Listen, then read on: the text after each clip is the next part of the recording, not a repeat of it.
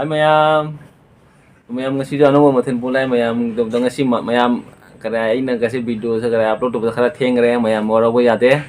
ina khara thabak ta lebani na du damata video se kara shoot to bo mong kare matam khara theng re upload to bo matam do to mayam ngasi ni kai cha du mayam da khara share to jage is kara le support hi ja support thongba duga se kala le support ka nga gani thongba se nga se ga ina loksan wani to duga se kala re kai thabi duga devi duga gi tengno akoi kara yumde porak podong marang mayam da so kara hai share to bani yumde porak to ngasi ina si je sinju ina dosalage to se kala ire akoi gi boil thongba kobi ga dugai gi kuas ka changphun ni to mayam ai mitro khara ngang ba se khara khoi mane mayam adu mayam na wara bo yate ai gi viewers mayam na kare ayon de nungai ta bo so khang de kai nungai ti gi video se yeng ba nungai ba nungai te du khang de mayam na du di to mayam ina video han na mana video khara thangat pa se mayam gi viewers to khara leak kare kai jam to khang de ina sujam na kare hana gi dumai na hajik viewers se kara liye to subscribers se kare ai subscribe to ga unsubscribe to wi mayam adu do khang de kai jam to no mayam so no youtuber mani du do kai de soi no mayam na khara share to biro to ina kare soi bam hom do ina kare ai chumna pucha ke chumna cha ke na mayam da khara request to jari ai de soiba maram do mayam da khara haibiro kai da soiri no ngasi thamoi esi da mata nungai tini mayam kai da mata haini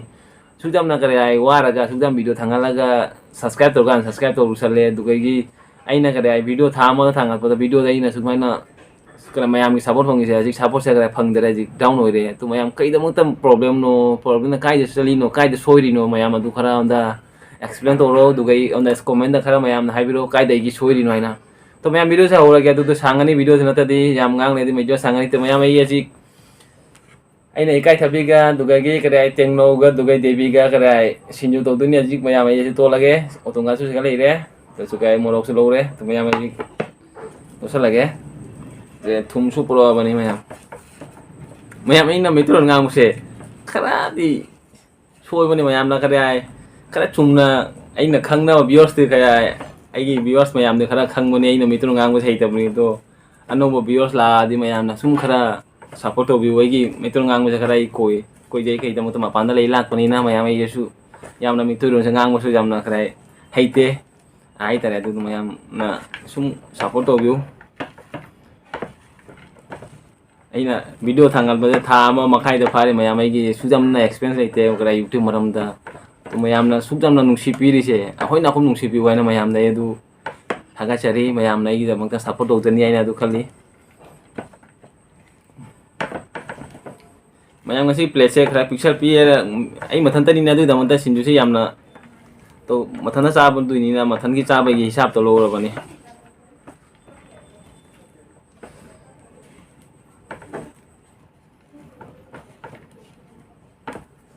video se ngasi khara sang tare mayam oro bo yade ngasi ina thabak lak ko theng gare du damata video upload to bo khara theng tare mayam du oro bo yade to mayam gi soi ba se kai de soi bono mayam na khara comment hai biro to mayam gi kare cha ba horage to ngasi gi mathen mayam na sum hai ba ni to mayam gi horage hana di like gi damata hana tha mayam no onda kare request to boni like gi damata hana chaluk ma chal like gi damata hana tangai khai thamage like mayam ai mitro ngang bose yam koi edu dam ta mitro ngang bose yam haite mayam na waro ba yade to mayam ai khana like dam ta siga khai jarage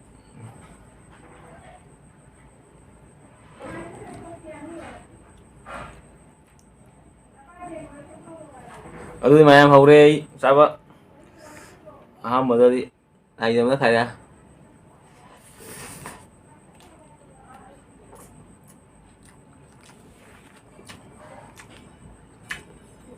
thôi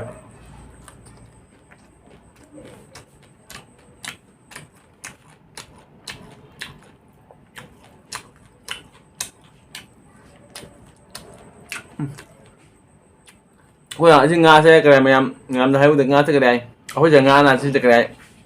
cái nó nga này cái này tôi bằng gôn mày mình tìm manipulate cái này hay bao nhiêu khăn thế aduh suka aku ya sampai di sini bangun aja kowe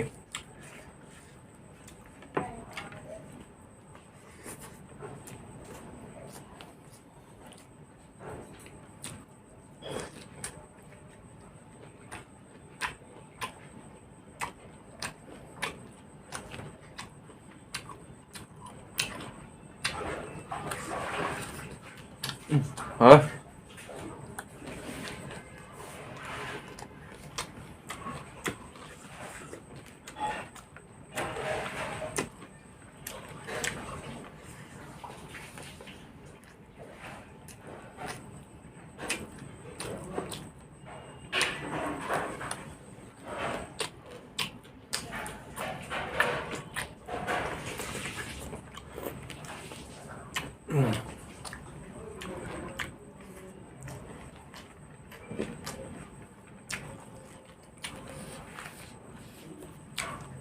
Bôi từ đâu ra nè?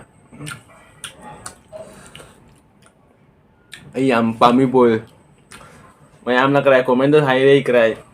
Inau sih jam kaya simple aja cahaya. Mayam ini simple cah bani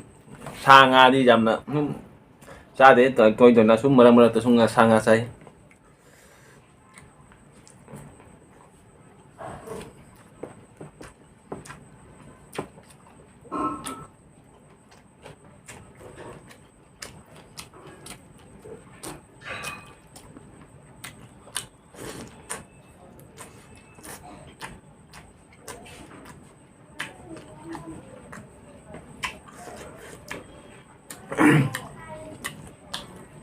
Thôi.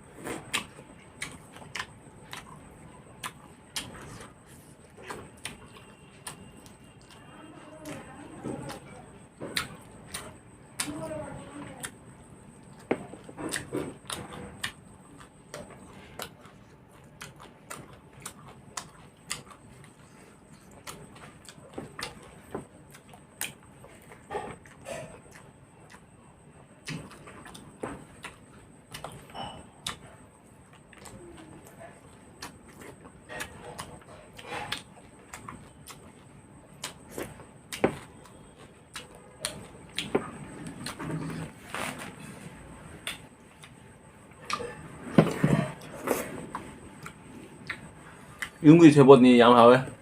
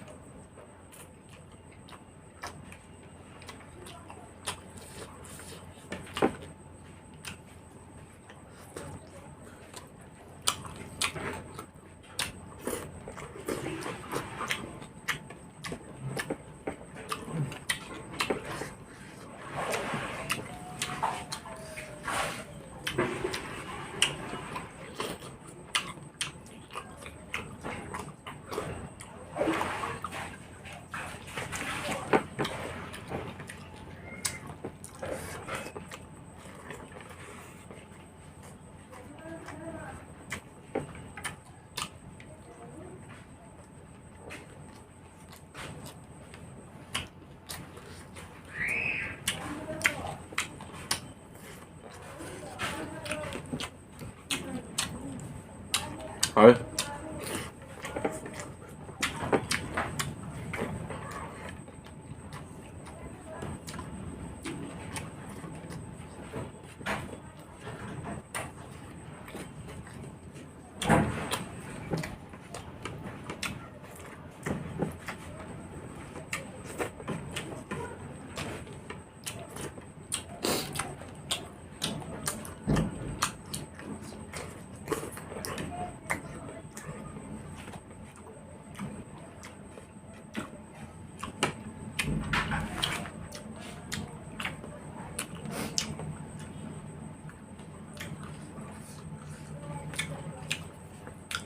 Mà đi chơi thực chất là gì?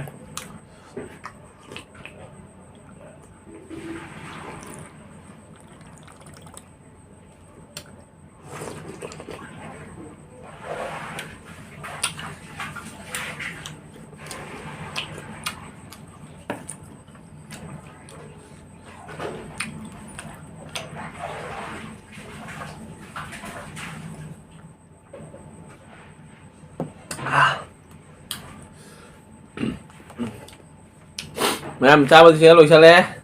Lo khaliw re. Siya khaliw re boil. Lo siya mukok siya lemon mukok siya cha de maru yaw bani na ay am haina de mukok siya. Lo shinju siya lo siya le. Lo ni siya botong siya khana lemo re ma'am. Siya sak lem de bani na hijang khana lemo re. To ma'am siya video siya lo siya lage ma'am adu di tapos loire video siya lo siya lage to ma'am ngasi ki video siya nungai ra mujhe like comment share to romo duga gi ano bo isin naw la ade mayam subscribe to romo the subscribe to the pisa chang da bani mayam dum bell icon nama mu subscribe to da in channel la amadi to mayam video mathang da kom video next video mayam ga kom phangna si to mayam gi channel se bu mayam na khara comment na khara haidro soi ba kai da kam mo ham na soi ba yaw no mayam khara na support to biro mayam na khara support to ri khang ni ka du kam ham na soi ri no to mayam hoi soi ako video family lo mayam ako ju kara lo family mayam ko support to na si adu mayam na soi bo yaw maham dong mayam na khana sum share to video to khoi chu khang ni share sa krai soi ba se kai de video se soi noi gi video se to mayam na se video se le to mathang video ko mayam ko na sing si tam mayam